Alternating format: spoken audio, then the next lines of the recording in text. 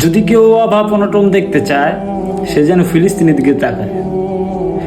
কারণ এখন জীবন বাঁচানোই বড় জিহাদ হয়ে গেছে।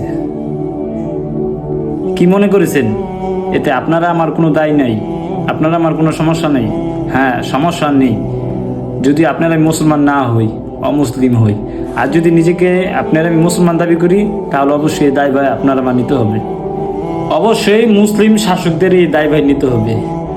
যেই কটা মুসলিম কান্ট্রি আছে, সব কটা মুসলিম কান্ট্রির দায়ভার নিতে হবে অবশ্যই।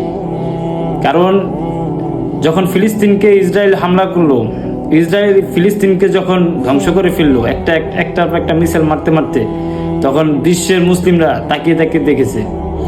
এর দায়ভার অবশ্যই নিতে হবে। কারণ আল্লাহ রাসূল সাল্লাল্লাহু আলাইহি ওয়াসাল্লাম বলেছেন, একটা মুসলিম আর একটা মুসলিম দেহ সমতুল্য। পায়ে ব্যথা পড়লে সারা শরীর যেমন ব্যথা করে, ঠিক তেমনই আপনার সামনে মুসলিমকে হত্যা করলো আর আপনি কিছু বললেন না, নিষ্পাপ বাচ্চাদের মতো পথ চলতে থাকলেন, আপনার কিছু গেল আসলো না, আপনার কোনো সমস্যা হলো না। আপনি কি মনে করছেন যে কিয়ামতের মধ্যে এভাবে আপনার আমি সার পেয়ে যাবো? কখনো না, কোনোদিনও না। আজ ফিলিস্তিনে যে অবস্থা হচ্ছে, এই জন্য আমরাও কিন্তু দায়ভার আছে, এটা মনে রাখবেন। আমরা কিন্তু নিষ্পাপ না, এর কারণে আমাদেরও কিন্তু শাস্তি হবে সবার আগে। যে আপনারা আমি মুসলিম হওয়ার সত্ত্বেও কি করেছি তাদের জন্য।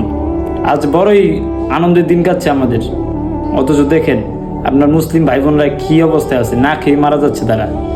তাদের চেহারার দিকে চাইলে আর ভাত খেতে ইচ্ছা করে না, অথচ আপনারা আমি একবেলাও না খায় নেই।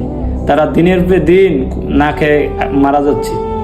আপনারা আমার কোনো সমস্যা নেই, আপনারা আমি ফেসবুকে ভিডিও দেখে ওই পর্যন্ত শেষ, কিন্তু বাস্তবে আপনারা আমার অন্যরকম। আপনারা আমার জীবন বাঁচাতে আপনারা আমি সারাদিন ব্যস্ত, আপনারা আমার ফ্যামিলি বাঁচাতে সারাদিন ব্যস্ত, অথচ তারা কিন্তু আমাদের ভাই বোন। যদি আল্লাহ সুবহানাহু ওয়া তাআলা কিয়ামতের ময়দানে জিজ্ঞেস করে, কাফেরদের নয়, সবার আগে আমাদেরকে জিজ্ঞেস করবে। আমাদেরকে শাস্তি দেওয়া হবে সবার আগে, এটাই বাস্তব। আপনারা আমি সুখে আছি আজ, কাল কিন্তু সুখে থাকবো না। সময় থাকতে হুঁশিয়ার হলেন না, মনে রাখেন ভাই, সময় কিন্তু আবারও আসবে।